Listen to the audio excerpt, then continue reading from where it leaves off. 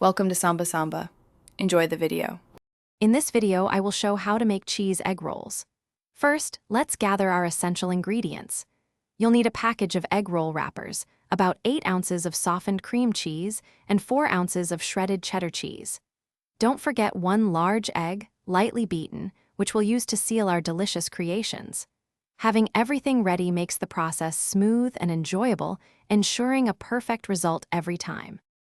Now, let's create the star of our egg rolls, the creamy cheese filling. In a medium bowl, combine your softened cream cheese with the shredded cheddar. Add a small pinch of salt and a dash of freshly ground black pepper to enhance the flavors. Mix everything together thoroughly until you have a smooth, uniform mixture. This ensures every bite of your egg roll will be perfectly cheesy and delicious. With our filling ready, it's time for assembly. Lay an egg roll wrapper flat on a clean surface, positioning it like a diamond. Place about 2 tablespoons of your cheese mixture just above the bottom corner. Fold that bottom corner over the filling, then fold in the 2 side corners. Roll the wrapper tightly upwards towards the top corner, sealing it securely with a little egg wash or water. This technique ensures a crisp, sealed egg roll.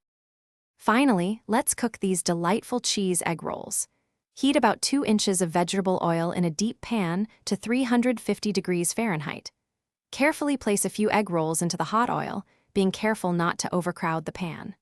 Fry them for about 3 to 5 minutes, turning occasionally, until they are beautifully golden brown and wonderfully crispy. Drain them on a wire rack and serve immediately with your favorite dipping sauce for a truly satisfying treat.